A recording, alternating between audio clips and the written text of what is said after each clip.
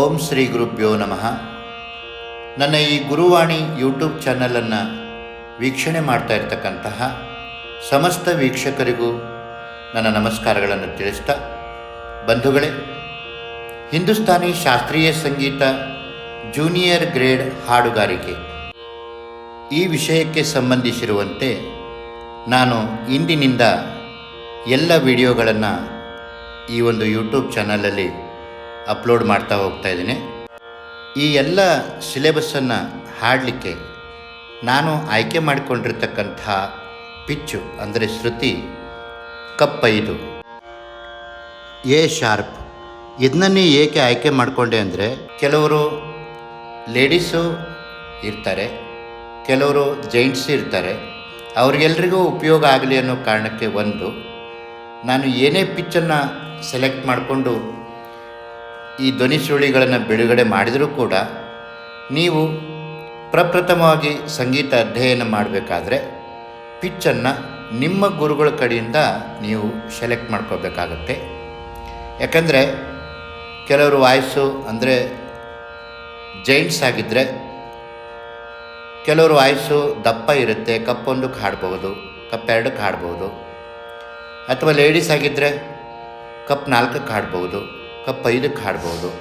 ಹೀಗೆ ಅನೇಕ ಪಿಚ್ಚುಗಳನ್ನು ಗುರುಗಳು ನಿಮ್ಮ ವಾಯ್ಸಿಗೆ ಅನುಗುಣವಾಗಿ ಸೆಲೆಕ್ಟ್ ಮಾಡಿಕೊಡ್ತಾರೆ. ಹಾಗಾಗಿ ನಿಮ್ಮ ಪಿಚ್ಚನ್ನು ನಿಮ್ಮ ಗುರುಗಳ ಕಡೆ ಕೇಳಿ ತಿಳ್ಕೊಂಡು ಈ ಒಂದು ಧ್ವನಿ ಸುರುಳಿಗಳನ್ನು ಕೇಳಿ ಅಭ್ಯಾಸ ಮಾಡಿದರೆ ಅದು ತುಂಬ ಉತ್ತಮ ಅನ್ನುವಂಥ ಮಾತನ್ನು ತಮಗೆಲ್ರಿಗೂ ತಿಳಿಸ್ತಾ, ಬನ್ನಿ ಹಾಗಾದರೆ ಇವತ್ತು ಮೊದಲನೆಯ ಅಧ್ಯಾಯವನ್ನು ಪ್ರಾರಂಭಿಸೋಣ. ಮೊದಲನೆಯ ಅಧ್ಯಾಯದಲ್ಲಿ ಬರುವಂತಹದ್ದು ಸರಳಿ ಸ್ವರಗಳು. ಈ ಸರಳಿ ಸ್ವರಗಳು ಒಟ್ಟು 8 ಇವೆ. ಇವುಗಳಿಗೆ ರಾಗ, ಬಿಲಾವಾಲ, ತಾಳ, ತೀನ್ ತಾಳ. ಬಂಧುಗಳೇ, ಈಗ ನಾನು ಮೊದಲು ಹಾಡ್ತಾ ಹೋಗ್ತೇನೆ, ಆಮೇಲೆ ಹಾರ್ಮೋನಿಯಮನ್ನು ನುಡಿಸ್ತಾ ಹೋಗ್ತೇನೆ. ನಾನು ಎಲ್ಲಿ ಹಾರ್ಮೋನಿಯಮನ್ನು ನುಡಿಸ್ತೀನೋ ಅಲ್ಲಿ ನೀವು ಹಾಡಿ ನಿಮ್ಮ ಒಂದು ಸಂಗೀತದ ಅಧ್ಯಯನವನ್ನು ಮುಂದುವರಿಸಬೇಕು ಅಂಥೇಳಿ ತಮಗೆ ತಿಳಿಸ್ತಾ, ಈಗ ಸರಳಿ ಸ್ವರಗಳು ಕ್ರಮ ಸಂಖ್ಯೆ 1.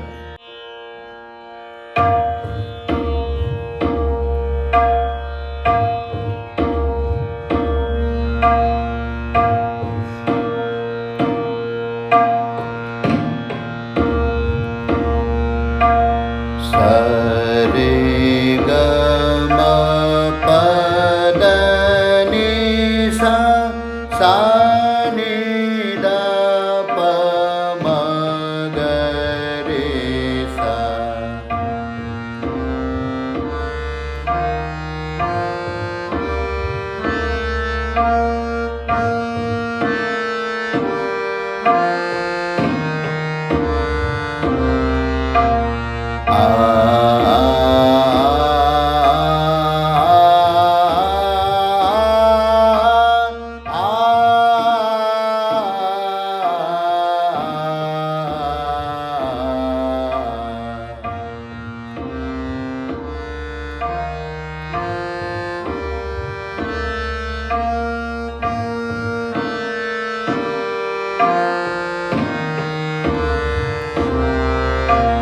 ಸರಿ ಗ ಮ ಪದ ನಿ ಸ ಸಾ ನಿ ದ ಪ ಮ ಗ ರಿ ಸ.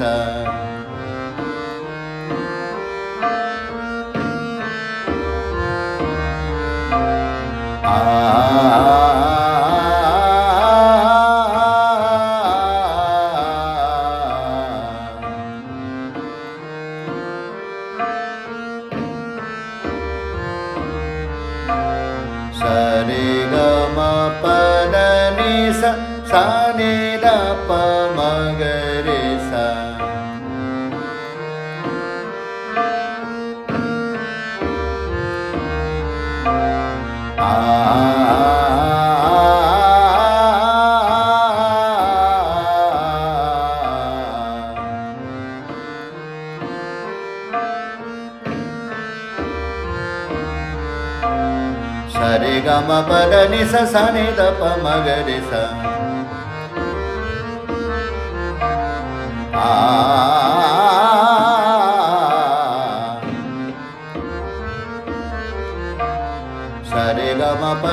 ಸ ಸ ನಿ ದ ಪ ಮ ಗ ರಿ ಸ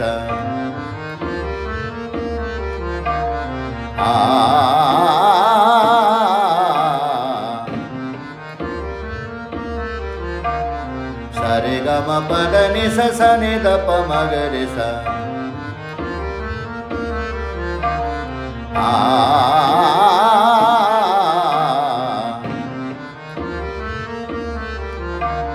ಸ ರೆ ಗ ಮ ಪ ದ ನಿ ಸ ಸ ನಿ ದ ಪ ಮ ಗ ರಿ ಸ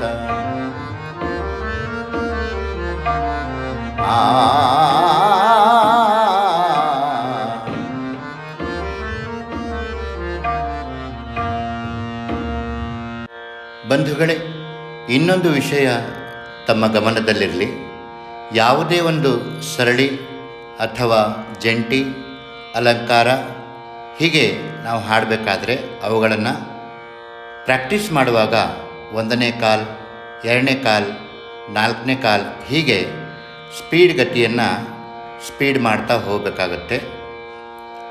1ನೇ ಕಾಲ್ನಲ್ಲಿ 1 ಸರ್ತಿ ಹಾಡಬೇಕು, 2ನೇ ಕಾಲದಲ್ಲಿ 2 ಸರ್ತಿ ಹಾಡಬೇಕು, 4ನೇ ಕಾಲದಲ್ಲಿ 4 ಸರ್ತಿ ಹಾಡಬೇಕು. ಇದು ಸ್ಪೀಡ್ ಗತಿಗೆ ಸಂಬಂಧಿಸಿರುವಂತಹ ವಿಚಾರ ತಮ್ಮ ಗಮನದಲ್ಲಿರಲಿ. ಇದ್ರ ಬಗ್ಗೆ ನಿಮಗೆ ಅಧ್ಯಯನ ಮಾಡಿದ ಹಾಗೆ ಗೊತ್ತಾಗ್ತಾ ಹೋಗುತ್ತೆ.